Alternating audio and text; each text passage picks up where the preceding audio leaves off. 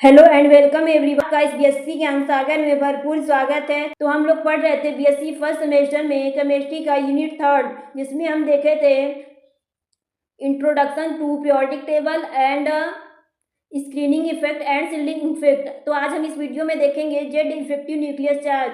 दो टॉपिक हमारा unit third में कंप्लीट हो चुका है, आज ये तीसरा टॉपिक है। ये सब टॉपिक हमारे सेमेस्टर एग्जाम के लिए मोस्ट इंपॉर्टेंट होते हैं एंड आपके कम्पिटिटिव एग्जाम में भी हेल्प कर सकते हैं। तो इस वीडियो के लास्ट तक बने रहिए, क्योंकि ये सब टॉपिक मोस्ट इंपॉर्टेंट है और आप लोगों को इस वीडियो में बहुत ही आसानी से समझाया जाता है एंड नोट्स भी दिए जाते हैं साथ में, क्योंकि बीएससी में नोट्स लिखना बहुत इंपॉर्टेंट होता है।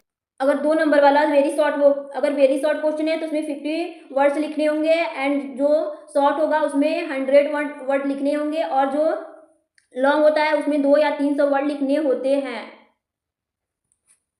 शॉर्ट वाले में 100 से 150 वर्ड और जो लॉन्ग होगा उसमें 250 से 300 वर्ड लिखने होते हैं। तो उसमें आपके पास नोट्स रहेगा तभी आप पढ़कर उसमें लिख सकते हैं सेमेस्टर एग्जाम में। समझाने को तो आप समझाने के लिए तो आप लोगों को हम समझा देंगे, लेकिन नोट्स भी तो रहना चाहिए, इसलिए हम नोट्स के साथ आप लोगों को पढ़ाते हैं, जिससे आप लोगों को नोट्स में कोई प्रॉब्लम ना हो। आप नोट्स भी बना ले और अच्छे तरीके से समझ भी ले, क्योंकि इसमें लिखना इंपॉर्टेंस होता है और डायग्राम का भी इंपॉर्टेंस होता है। और आप लोगों को कोई कंफ्यूजन है तो आप बीएससी के बारे में कमेंट बॉक्स में कमेंट करके पूछ सकते हैं, या प्रैक्टिकल एग्जाम हो या फिर वाइवा हो या फिर असाइनमेंट बनाना है, कोई प्रॉब्लम आ रही है इन सब में तो कमेंट बॉक्स में कमेंट करके जरूर पूछिए। तो आज हम देखते हैं जेड इफेक्टिव न्यूक्लियस चार्ज। इसको बहुत ही आसान शब्दों में इस वीडियो में समझाया जाएगा। आप लोग वीडियो के लास्ट तक बने रहिए, ये हमारे सेमेस्टर एग्जाम के लिए मोस्ट इंपॉर्टेंट है। हम देखते हैं Z effective nucleus charge. In a multiple electron atom, the electrons present between the nucleus and the valence outer shell are known as intervening electrons। यहाँ बताया गया है कि एक बहु इलेक्ट्रॉन परमाणु में नाभिक और संयोजकता जो बाह्य कोश में प्रेजेंट होते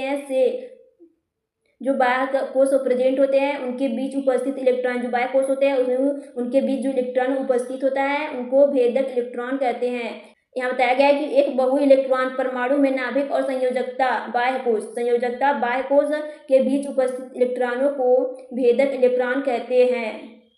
जो संयोजकता और परमाणु के नाभिक के बीच इलेक्ट्रॉन प्रेजेंट होंगे उसको हम भेदक इलेक्ट्रॉन कहते हैं। Because of these intervening electron, the electrons present in the valence shell do not experience the complete nucleus charge nucleus attraction। यह बताया गया है कि इन भेदक इलेक्ट्रॉनों के कारण, जो भेदक इलेक्ट्रॉन प्रेजेंट होते हैं उनके कारण जो संयोजकता कोश पर इलेक्ट्रॉन प्रेजेंट होंगे उन पर पूर्ण नाभिकीय आकर्षण नहीं होता है। Not express the complete nucleus charge, उन पे पूर्ण नाभिकीय आकर्षण, पूर्ण नाभिकीय आवेश नहीं होता है। जो संयोजकता कोश में इलेक्ट्रॉन प्रेजेंट होते हैं उन पे पूर्ण नाभिकीय आकर्षण नहीं होता है। इसके कारण इन भेदक इलेक्ट्रॉनों के कारण जो भेदक इलेक्ट्रॉन होते हैं, the actual nuclear charge felt by valence shell electrons is called effective nucleus charge.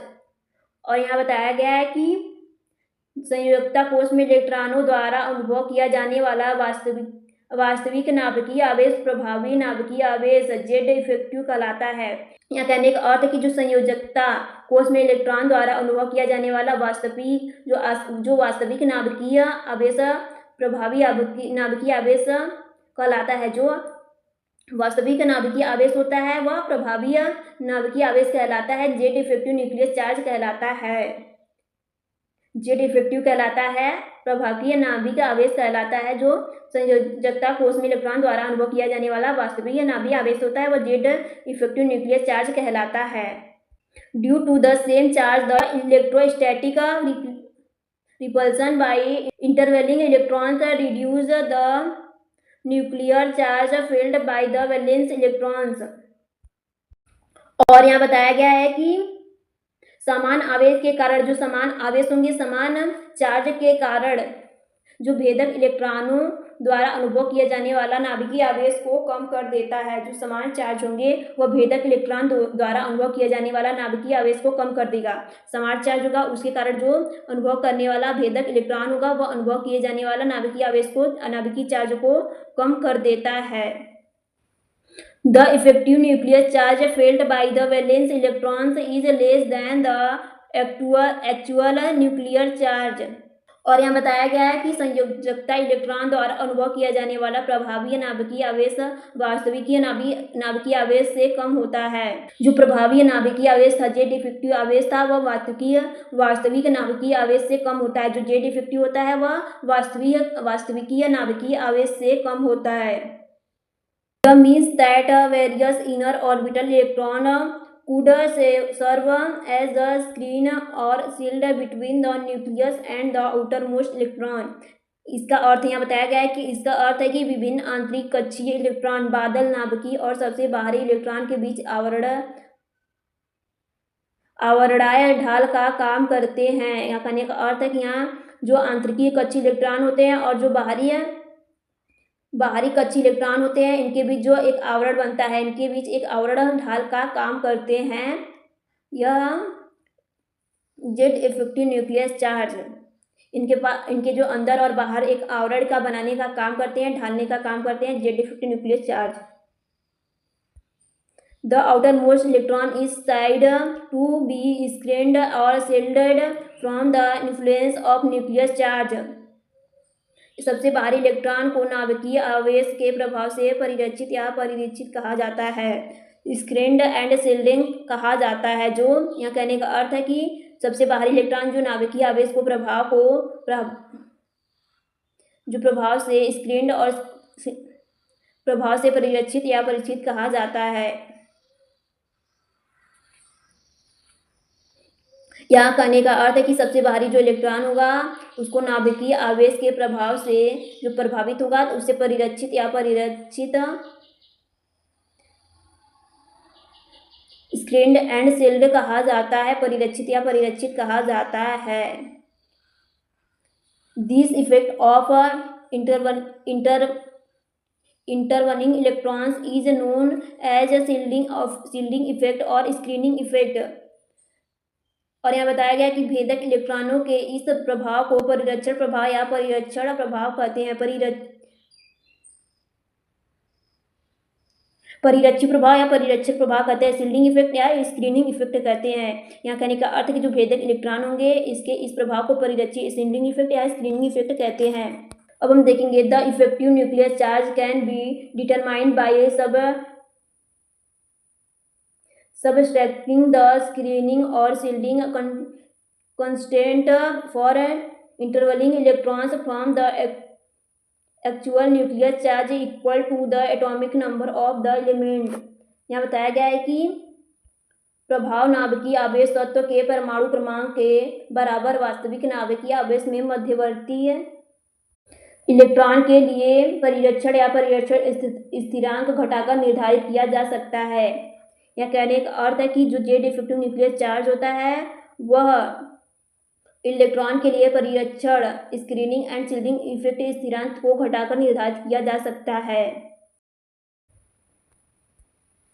The effective nuclear charge can be determined by subtracting the screening or shielding constant for intervening electrons from the actual nuclear charge equal to the atomic number of the यहाँ बताया गया है कि प्रभाव नाभिकीय आवेश जो effective nuclear charge होता है वह तत्व के परमाणु क्रमांक के बराबर अवास्तविक नाभिकीय आवेश में स्थित मध्यवर्ती जो शील्डिंग और स्क्रीनिंग इफेक्ट प्रेजेंट होता है। शील्डिंग और स्क्रीनिंग इफेक्ट इलेक्ट्रॉनों के लिए जो शील्डिंग और स्क्रीनिंग इफेक्ट स्थिरांक को घटाकर निर्धारित किया जा सकता है। जो स्क्रीनिंग और शील्डिंग इफेक्ट होता है उसको घटाकर जेड इफेक्टिव न्यूक्लियर चार्ज निर्धारित किया जा सकता है। जेड इफेक्टिव न्यूक्लियर चार्ज इसको कहते हैं और जो जेड होता है वो परमाणु क्रमांक को दर्शाता है और यश जो होता है शील्डिंग और स्क्रीनिंग इफेक्ट होता है। ये जेड इफेक्टिव हो गया, Z effective nuclear charge, Z हो गया परमाणु क्रमांक, एटॉमिक नंबर और यश जो है शील्डिंग और स्क्रीनिंग इफेक्ट है। यहाँ दिया गया आप लोग देख सकते हैं effective nuclear charge, atomic number, shielding और स्क्रीनिंग इफेक्ट। यहाँ बताया गया था कि जो जेड इफेक्टिव होता है वह एटॉमिक नंबर में से शील्डिंग और स्क्रीनिंग इफेक्ट को घटाकर जेड इफेक्टिव निकाला जा सकता है। यहाँ बताया गया कि जो जेड इफेक्टिव न्यूक्लियर चार्ज है उसको निकालने के लिए एटॉमिक नंबर में से स्क्रीनिंग और शील्डिंग इफेक्ट घटाएंगे तो जेड इफेक्टिव चार्ज निकल जाएगा। यह शील्डिंग और screening constant which define the measure of the extent to which intervening electron shield the outermost electron from the nucleus charge। यह शील्डिंग इफेक्ट और स्क्रीनिंग इफेक्ट में बताया गया है कि इसे इस सीमा के माप के रूप में परिभाषित किया जाता है कि मध्यवर्ती इलेक्ट्रॉन किसी हद तक सबसे भारी इलेक्ट्रॉन को नाभिकीय आवेश से परिरक्षित करते हैं। यहाँ स्क्रीन और शील्डिंग इफेक्ट में बताया गया है कि जो सीमा के माप के रूप में परिभाषित किया जाता है वह जो मध्यवर्ती इलेक्ट्रॉन किसी हद तक सबसे भारी इलेक्ट्रॉन होते हैं उनके नाभिकीय आवेश पर परिरक्षित करते हैं, जो जेड इफेक्टिव न्यूक्लियस चार्ज होता है। अब हम देखेंगे शील्डिंग इफेक्ट डिपेंडेंट अपॉन परिरक्षण प्रभाव, इस पर निर्भर करता है। ए नंबर ऑफ इंटरवलिंग इलेक्ट्रॉन्स, मध्यवर्ती इलेक्ट्रॉनों की संख्या, जो मध्यवर्ती इलेक्ट्रॉनों की संख्या इलेक्ट्रॉनों पर निर्भर करती है, इलेक्ट्रॉनों की मध्यवर्ती संख्या इलेक्ट्रॉन पर निर्भर करती है। प्रिंसिपल क्वांटम नंबर, मुख्य क्वांटम संख्या, और यह मुख्य क्वांटम प्रिंसिपल क्वांटम संख्या पर निर्भर करती है, जो जेड इफेक्टिव न्यूक्लियस चार्ज होता है। C azimuthal quantum number of the electrons, the screening effect of subshells decreases in the order. और सी में बताया गया इलेक्ट्रॉनों की द्विवंशी क्वांटम संख्या उपकोषों का परिरक्षण प्रभाव इस क्रम में घटता है। जो द्विवंशी क्वांटम संख्या होती है उसका जो परिरक्षण प्रभाव होता है वह इस प्रकार घटता है, yes P D F. Yes का अधिक होगा, उसके बाद टी का, उसके बाद डी का, उसके बाद यफ का सबसे कम यफ का होता है। जो परिरक्षण प्रभाव होता है वह यफ का सबसे कम होता है। अब हम देखेंगे diagram of effective nucleus charge, Z effective nucleus charge का diagram. Z effective nucleus charge E double F से डिनोट करते हैं जेड इफेक्टिव न्यूक्लियस चार्ज को, यहाँ देख सकते हैं। और जो जेड है एटॉमिक नंबर है, देख सकते हैं जेड से एटॉमिक नंबर, और यह से शील्डिंग कांस्टेंट है इफेक्टिव न्यूक्लियस चार्ज, या इसको जेड इफेक्टिव न्यूक्लियस चार्ज कहते हैं। जेड इफेक्टिव चार्ज निकालने के लिए एटॉमिक और नंबर में से शील्डिंग कांस्टेंट को घटाते हैं तो जेड इफेक्टिव चार्ज निकल कर आता है। यहाँ देख सकते हैं इनर इलेक्ट्रॉन, ये इनर इलेक्ट्रॉन है और ये आउटर इलेक्ट्रॉन है, ये न्यूक्लियस प्रेजेंट है, आप लोग देख सकते हैं।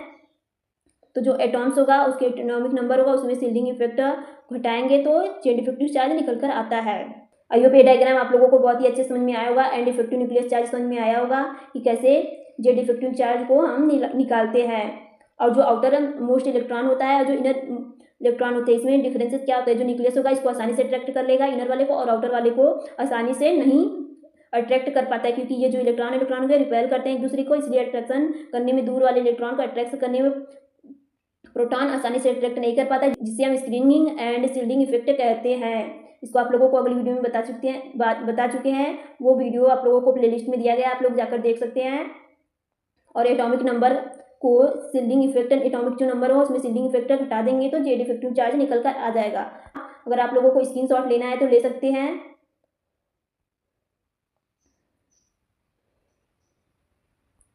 अगर आप लोगों को कोई समस्या हो रही है, कोई प्रॉब्लम हो रही है तो हमारे कमेंट बॉक्स में कमेंट जरूर करें। अगर आप लोगों को कोई कन्फ्यूजन है तो कमेंट बॉक्स में कमेंट जरूर करें। अगर आप लोगों को ये वीडियो पसंद आई है तो हमारे चैनल को लाइक एंड सब्सक्राइब करें, एंड हमारे चैनल पर बने रहिए। एंड आप लोगों को ऐसे ही अच्छी अच्छी वीडियो दिए जाएंगे, एंड आपको बीएससी फर्स्ट सेमेस्टर की तैयारी बहुत ही अच्छे से करवाई जाएगी, एंड आप लोगों को अगली वीडियो जल्दी प्रोवाइड की जाएगी। आप लोग इन सबका स्क्रीनशॉट ले लिए होंगे, और डायग्राम का भी स्क्रीनशॉट ले लीजिए, क्योंकि ये बहुत ही इंपॉर्टेंट है। अगली वीडियो आप लोगों को स्लेटर रूल के बारे में बताया जाएगा। जो अगला वीडियो होगा आप लोगों को उसमें स्लेटर रूल के बारे में बताया जाएगा। तो आज इस वीडियो में इतना ही। अगर आप लोगों को ये वीडियो पसंद आई है तो हमारे चैनल को लाइक एंड सब्सक्राइब करें, एंड हमारे चैनल पर बने रहिए। Thanks everyone for listening me.